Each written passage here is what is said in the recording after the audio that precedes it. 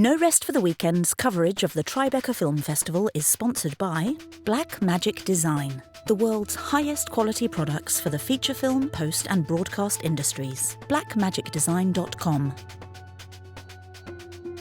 This film called Hunters on a White Field from Sweden. It's about these two experienced hunters who work at the same firm, and they bring one of the other guys from the firm to go hunting at one of their brother's cabin. It's going to be the last trip there because his wife has grown disenfranchised with the men's riotous, debaucherous actions, and so she's going to put the kibosh on them going to the cabin. So it's like the last hurrah. And so they go out and they're hunting and they're bonding and you know they're take him under their wing, and it seems things are going well. They're bonding in the way that men do. But then one morning they wake up to go out to do their hunting for the day, and all the creatures are gone. The forest is silent. There are frogs. Oh, she really put the kibosh on this.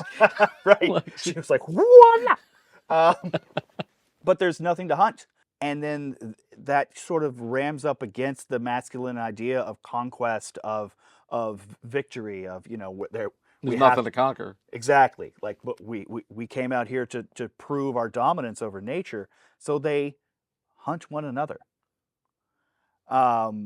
And it really toys with the ideas of masculinity, the destructive nature of the need to conquest, of the need to be a winner, of the need to establish dominance over one's domain. It plays with time and with perception. There are parts of the film that I will admit I didn't quite get, but it's definitely... Do you have to be Swedish or something to get them, maybe?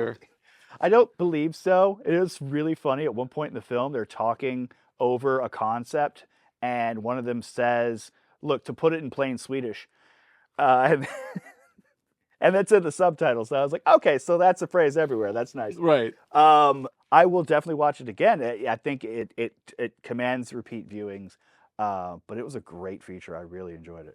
I used to watch a lot of Bergman films when I was like younger, and I was like, I know this is good, but I don't get this, but I'm going to keep watching it until I get it, And I remember my friend and I was like, we just determined that Swedish was like you took English, put it on a record player, and then wound it backward.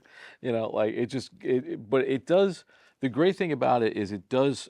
Whenever you see a foreign film, especially if you don't know who the actors are, if they're not super famous, those actors are just those characters for you. Mm-hmm. You don't have any reference, so it's like it's less of a suspension of disbelief. They just become those people, and you can get really more enthralled into it because you're not trying to get over the hurdle of like, oh, that's Jeff Bridges, or or that's Robert Downey Jr. and he's playing this guy, kind of thing. Yeah. But why does Jeff Goldblum have fly wings coming out of his back? But it's I don't know. Do we have to leave the country to get creative? Both of these movies are foreign films, and they sound really creative. No, I don't think so. I think work like this is being done here in America too. It's just maybe not reaching the level of sophistication that's going to send it to film festivals like Tribeca.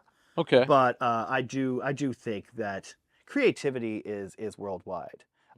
Just as I said that the phrase, one to say, but let me put it in plain English, or let me put it in plain Swedish, that is universal. But it sounds like a really interesting film, man. I liked it a lot. All these sound like incredible films. This is the BTRP Media Network.